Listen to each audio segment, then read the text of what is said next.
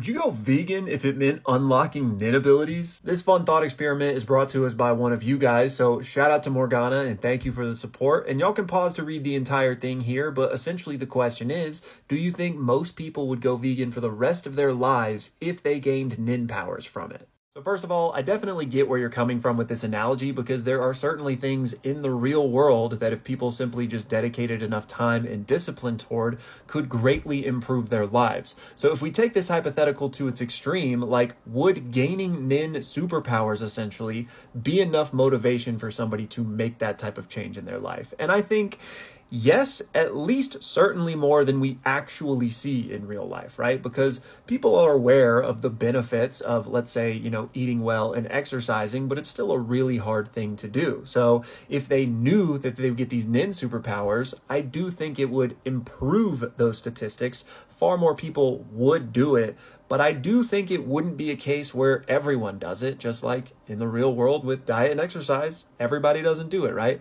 But I do think it would be a substantial jump. Another interesting thing to analyze here would be like, are people aware of the trade-off in this hypothetical? Like, do I know beforehand that if I go vegan, I'm going to get superpowers? Because if so, then I think a lot more people will sign up for that, right?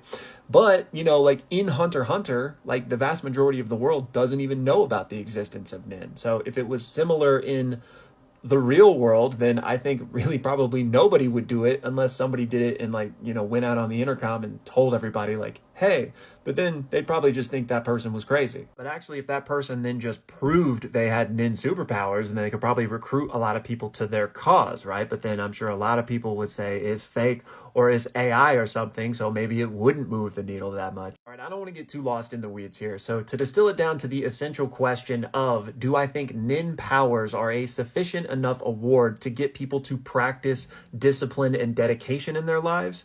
I would say yes.